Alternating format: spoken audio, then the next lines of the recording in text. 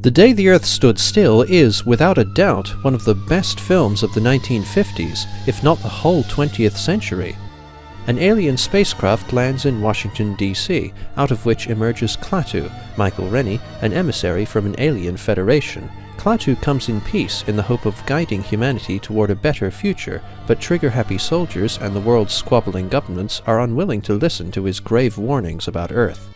It might be a bit aloof to describe a film as having aged well or not, but The Day the Earth Stood Still has stood the test of time like few others, both in its near-flawless production and in its ever-relevant themes of paranoia, tribalism, and the threat posed by nuclear weapons.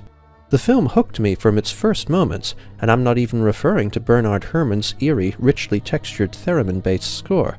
No time is wasted in introducing the incoming spacecraft. Military reports shift smoothly into the everyday person's perspective, and through some excellent editing, a series of bulletins on the spacecraft are interspersed with concerned viewers and listeners all across America and the world. This intro does a superb job of compressing time and location, emphasizing the collective fear and fascination the world feels toward this new development. By the way, this shot of the spacecraft landing is an amazing special effect. Klaatu's arrival carries an air of tense, mysterious awe. He proclaims peaceful intentions, but the assembled soldiers' distrust feels justified in these extraordinary circumstances, especially in light of Klaatu's face-obscuring mask, his apparent weapon, and his powerful, gargantuan robot bodyguard, Gort. This subtlety continues throughout the narrative. The film openly addresses the pettiness and egotism of government without being cynical, as Mr. Harley, Frank Conroy, the president's secretary, kindly but frankly informs Klaatu of his situation and the world leaders' refusal to meet together to hear his message. This theme of conflict, suspicion, and division harming progress is up front without beating us over the head. Klaatu is a deeply compelling anti-hero. He is initially a warm, noble, and seemingly benevolent figure. After he escapes from military custody, he assumes the identity of Mr. Carpenter and rents a room in a boarding house, laying low in order to plot his next move.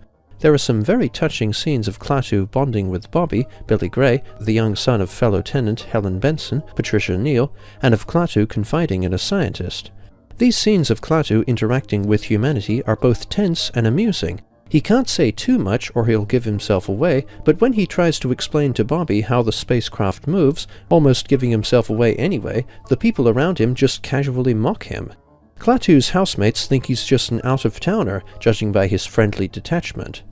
The Day the Earth Stood Still has strong forward momentum and outstanding pacing, deftly balancing the escalating threat Klaatu faces from the paranoid military with how threatening he himself becomes. His late-night return to his spacecraft is mildly sinister, as his discussion with Professor Barnhart, Sam Jeff, on how to shock the world into listening to him. When he considers this gesture, his first impulse is not to save lives, despite that being the general goal of his mission. Klaatu's development into a guarded, manipulative entity who we may not be able to trust after all is partly achieved through the film's evocative cinematography.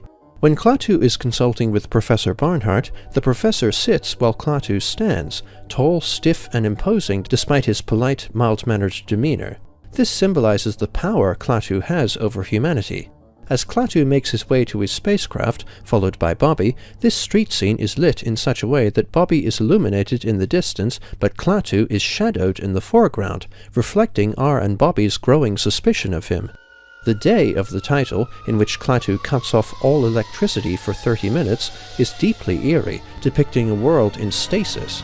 Klaatu's climactic flight to his spacecraft, with the well-organized military in methodical pursuit, is tense and well executed, and features more of the film's excellent moral ambiguity.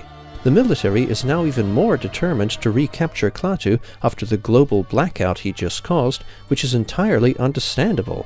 You are outraged when Klaatu is shot in the back, but in some degree you sympathize with the soldier's actions.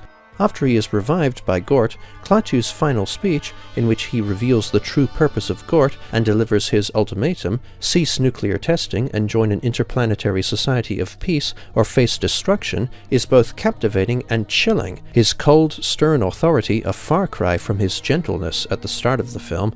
Klaatu is a kind man and you like him, but you are unsettled by the exploitation and wrath he is capable of.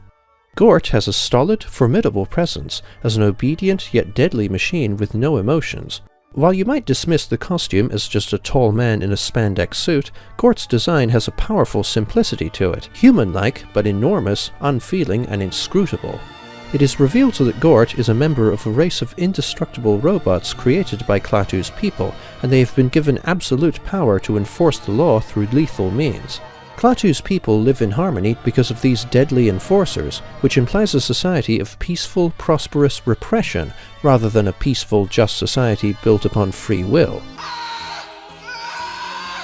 Even Klaatu expresses worry about Gort possibly destroying the Earth if he is killed. The Day the Earth Stood Still is not afraid to juxtapose the fear, paranoia, and diplomatic squabbling of humanity with the underhanded manipulation and benevolent totalitarianism of Klaatu's world, and stresses that both are right and both are wrong.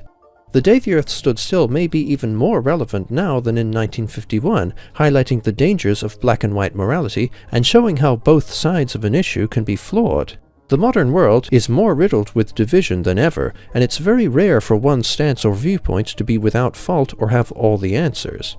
We need diversity, individualism, and a healthy ecosystem of ideas, but political and ideological tribalism was a defining aspect of the Cold War and is still tearing us apart now, whether it be Republican versus Democrat, liberal or conservative, science versus religion, atheism versus religion, X sports team versus Y sports team. Marvel vs. DC, Mac vs. Windows, computers vs. consoles. The 2008 remake was fine. The pacing dragged along, and Jaden Smith delivers an annoying performance, but Keanu Reeves as Klaatu was an inspired casting choice. The tone is engagingly grim, John Cleese is delightful as a scientist speaking for humanity's preservation, the cinematography is beautiful, and Gort has been given a cool redesign. The 1951 The Day the Earth Stood Still may be one of the finest films of the 20th century, and earns 5 stars out of 5. Thanks for watching. Cheers.